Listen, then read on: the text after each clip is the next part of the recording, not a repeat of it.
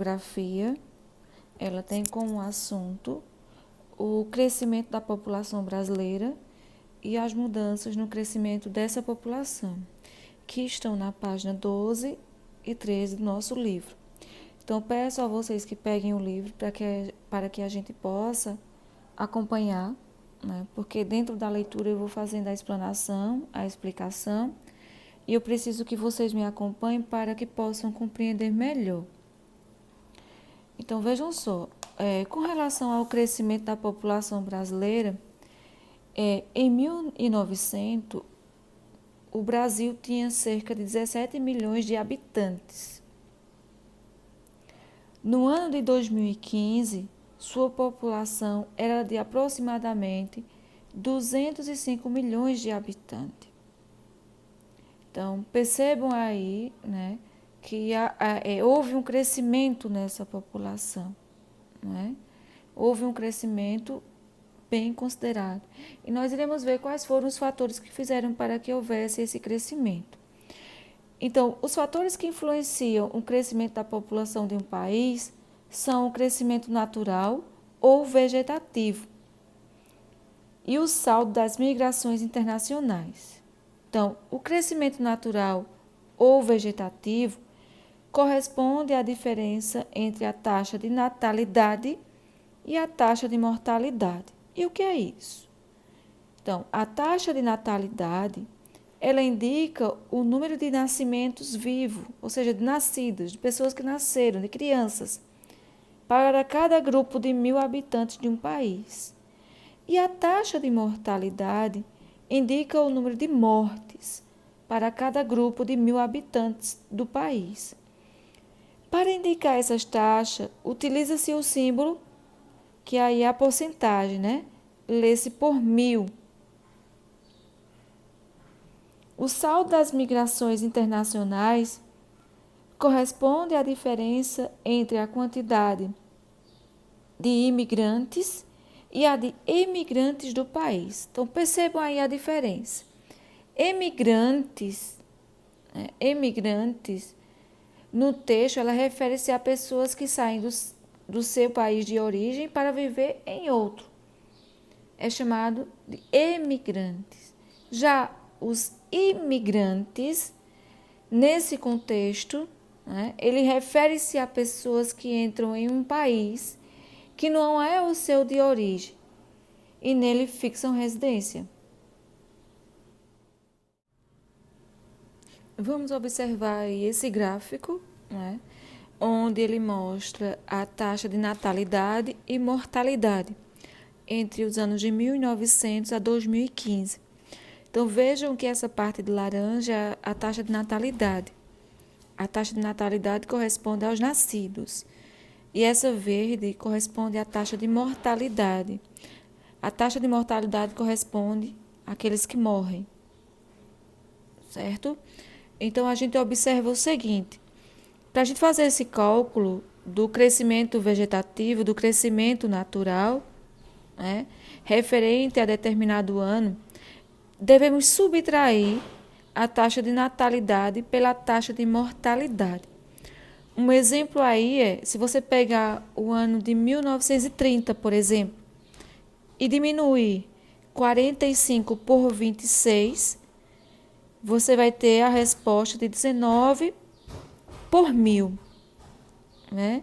Quando você chega em 2015, que faz essa subtração, onde você faz esse cálculo, né, de taxa de crescimento natural, você vai observar que nós temos 14, né, nascidos e 16 de mortalidade. Então, a gente faz essa subtração. 14 menos 6, 8. Veja que há uma redução. Né? Então, a gente observa o seguinte. Podemos perceber que em 1930...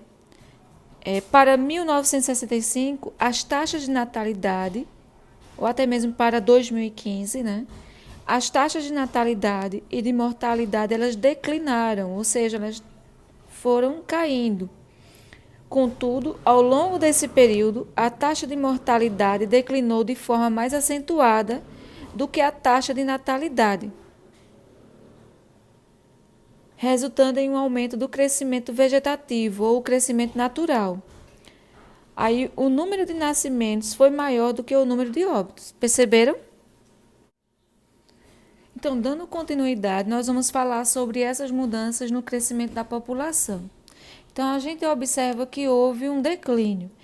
E daí nós iremos identificar o que foi que houve, quais foram as causas, né? Então, a partir da década de 1960, o crescimento da população brasileira começou a diminuir.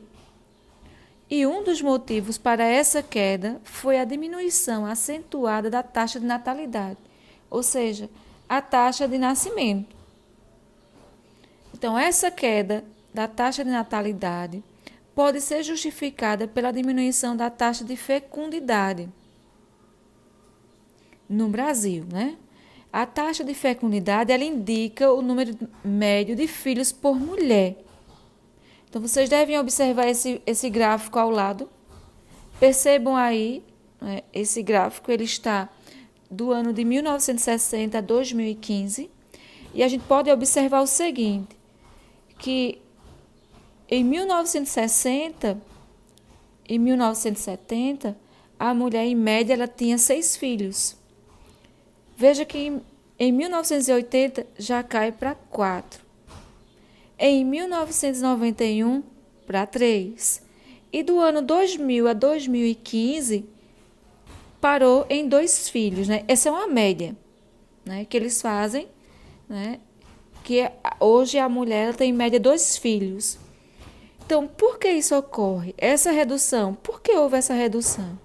Então, a redução da taxa de fecundidade está relacionada a diversos fatores, como o aumento da escolaridade, né?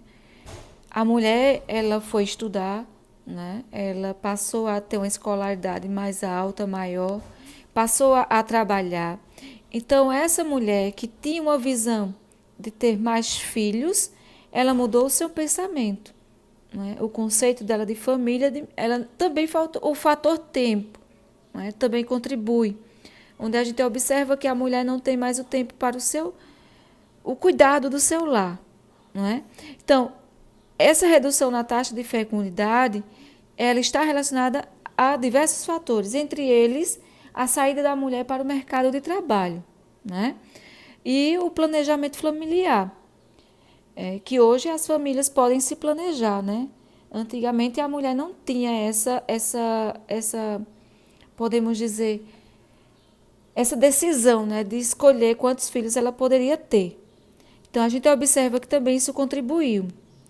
Então, ela permite aos casais que também decidam quantos filhos querem ter com base nas condições de vida, né?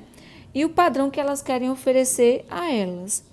Então, a gente observa aí que houve essa redução no crescimento da nossa população, foi a mulher ter deixado, né, essa questão do lar e ter saído para o mercado de trabalho, né? Ela passou a ter mais conhecimentos, né, a partir do momento em que ela começou a estudar, e ela mudou o seu pensamento e o seu conceito em correlação à quantidade de filhos. E ela pôde decidir também quantos filhos ela pode ter, né? E quantos filhos e o determinado momento que ela poderia ter. Ok? Espero que vocês tenham compreendido e iremos responder às atividades que irei passar, e que tenham um bom trabalho.